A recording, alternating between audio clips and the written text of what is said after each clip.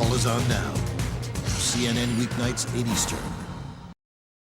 You might be the lady. Comedian George Carlin's 7 dirty words you can't say on television immediately became a show business legend. Now that was the original list.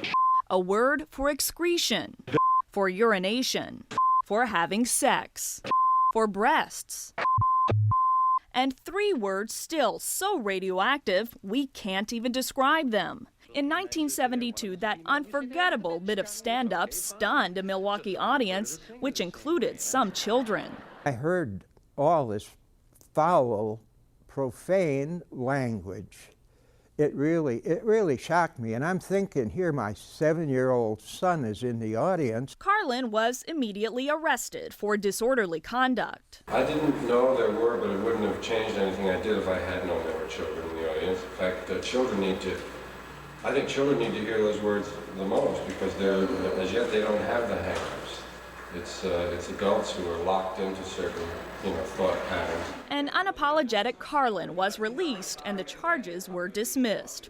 But then a New York radio station aired Carlin's follow-up act, Filthy Words. There was a complaint by a man that was supposedly driving with his 12-year-old son in the car when these words came pouring out over the radio. That complaint got to the Supreme Court, which supported FCC regulation of profanity on the public airways.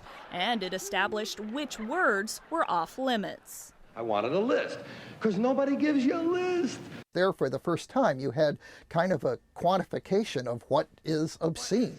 That was something you could really put your finger on. It's all there. The nastiest words are all right there. That was then. This is now. A few words on the list remain explosive and rarely used, but others are no longer taboo and frequently used on that 5-letter word, cable. Get the out. HBO's Deadwood, original episodes of The Sopranos. You want to be wearing this poked on your head? And Sex and the City are rife with racy language. I bet you have a beautiful dear. In one episode, Comedy Central's South Park used the S word 162 times. I said on television. On cable TV, the subscription service not policed by the FCC the way broadcast is. But barriers are also breaking down on broadcast TV. I'm going to kick your Damn. Language. Sorry. Fox's Family Guy even made fun of the FCC's regulations. They will make you take a tinkle when you want to take a piss. We actually log every instance of profanity on broadcast, so we have the data.